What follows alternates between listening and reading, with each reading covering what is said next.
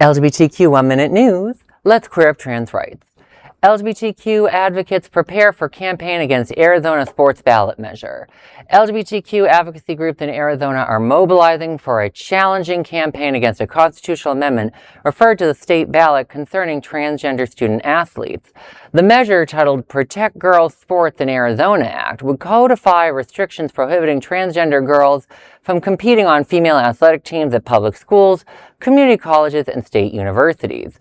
Because the Republican-led legislature bypassed Governor Katie Hobbs by passing a ballot referral rather than a standard bill, the decision goes directly to Arizona voters.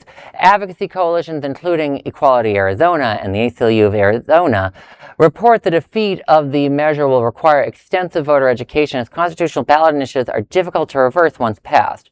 Proponents argue the measure is needed to preserve athletic fairness, while opponents warn it writes discrimination into the state constitution and further marginalizes transgender youth. I cannot overemphasize to viewers how important it is to make sure this is defeated. And I'm going to explain why. Because in my day job, we do ballot initiatives, and we've looked into Arizona. I've talked to the Progressive Ballot Institute about Arizona. It is one of the hardest states to do the signature process to do it on the ballot. So let's say we lost, and in 10 years we wanted to undo it. It's almost impossible, partly because, fun little random political side fact, if you do a ballot initiative without the legislature just doing it themselves like this, and you pay people to do your ballot for you, you have to keep them in the state capital, more or less, during any certification questions, which could be 2 to 3 months. You got to pay for people to live for months, basically, or all their signatures they do get thrown out. So this is essential to stop. It's also it's also nothing new under the sun when you live a certain age, but that's how conservatives put anti-LGBTQ, anti-equal marriage measures in 2004 and 2008 and 2012 onto the state constitution to specifically ban LGBTQ marriage and other equal rights measures.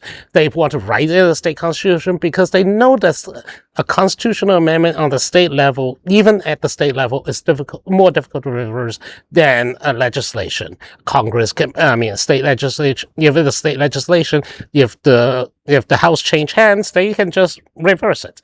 You can't do that for a constitutional amendment, which is why this is so bloody insidious. Any thoughts before I give my last comment? We certainly wish, anyone who's impacted by, this measure, the very best, and we hope that it works out for transgendered brothers and sisters. Young people shouldn't even be worrying about this. They should just be able to be kids. And if you identify as trans boy, trans girl, you're just starting out your life. I wish people could just let these people live their lives. Exactly. And on the issue of the voters have defeated anti-trans stuff before. We can win. There is, if the voters of Cuba could pass LGBTQ rights, I think Americans can do the right thing. And that is an LGBTQ 1 Minute news story. There is no other queer nonprofit media platform like this in the entire world. Support our LGBT stories by sharing them and subscribing to Queer News Tonight.